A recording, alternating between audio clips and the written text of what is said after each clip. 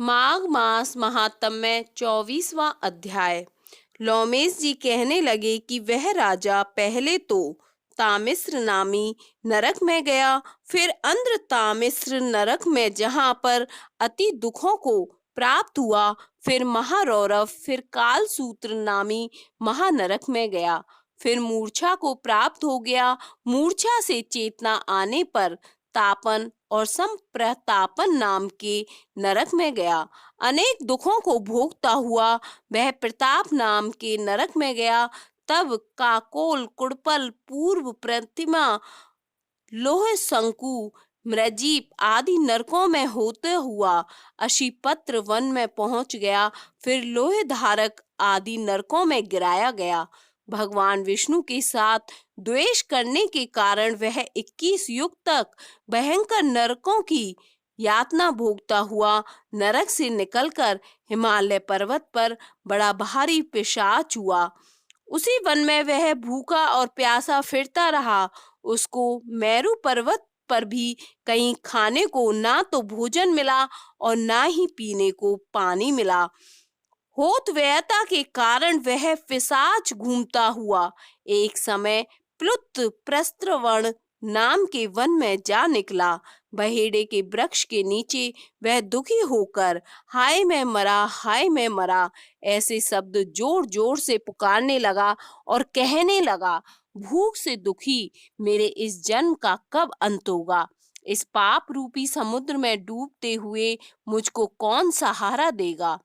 लोमेश जी कहने लगे कि इस प्रकार वेद पाठ करते हुए देवदूती ने उसके दुख भरे वचनों को सुना और वहां पर एक पिशाच को देखा, जिसकी लाल डरावनी आंखें, दुर्बल शरीर, काले काले ऊपर खड़े बाल, विकराल चेहरा, काला शरीर, लंबी सी जीभ बाहर निकली हुई, लंबे होठ, लंबी जांघें, लंबे लंबे पैर, सूखा चेहरा, आंखों में पड़े गड्ढे वाले पिशाच को देखकर देवदूती ने उससे पूछा कि तुम कौन हो और ऐसी करुणा से क्यों रोते हो।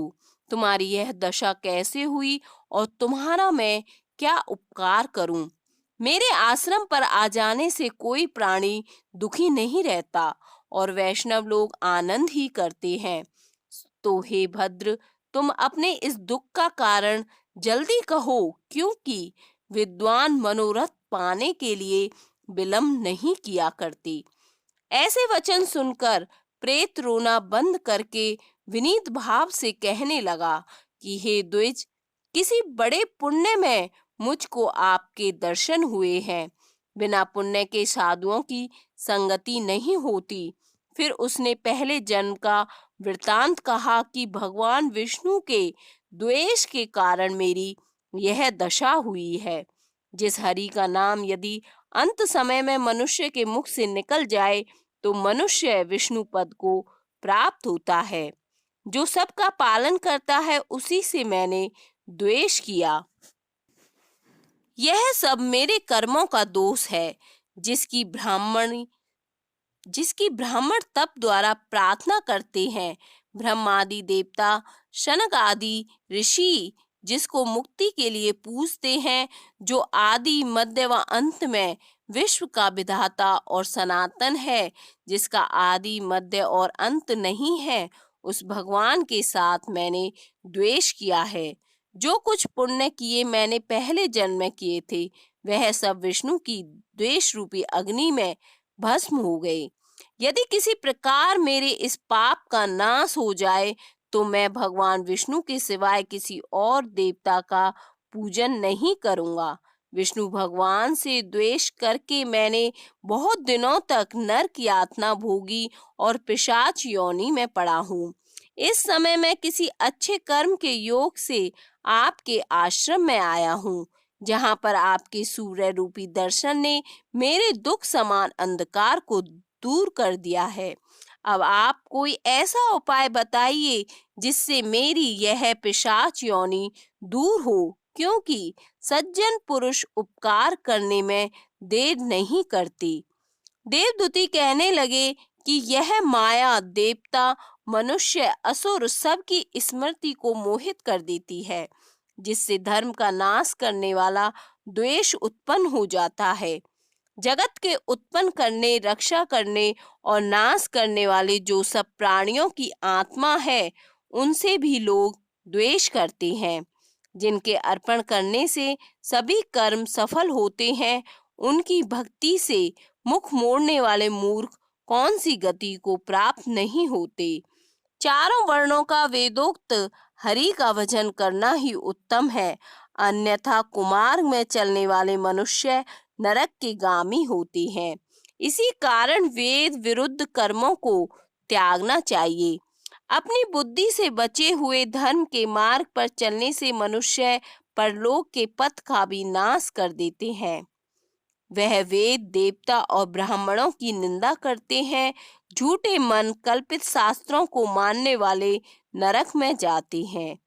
देव अधिदेव विष्णु से विमुख होने वाले नरक में जाते हैं, जैसे द्रविड़ देश का राजा नरक में गया। इसी कारण इनकी निंदा नहीं करनी चाहिए और वेद में ना कही क्रिया को भी नहीं करना चाहिए।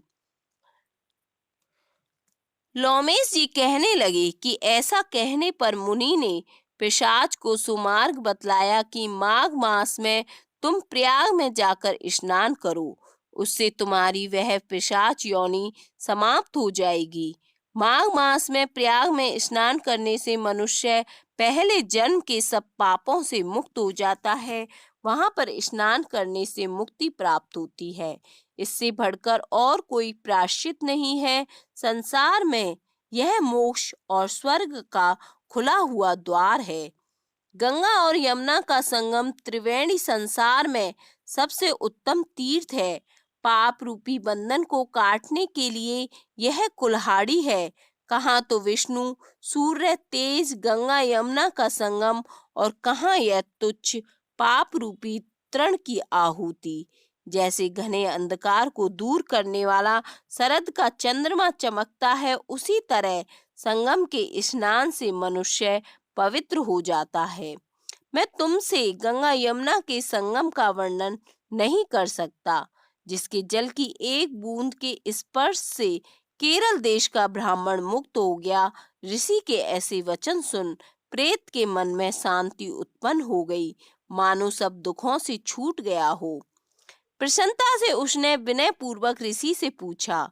ऋषि से क्या पूछा, यह वर्णन हम आपको अगले अध्याय में करेंगे। 24वां अध्याय संपन्न।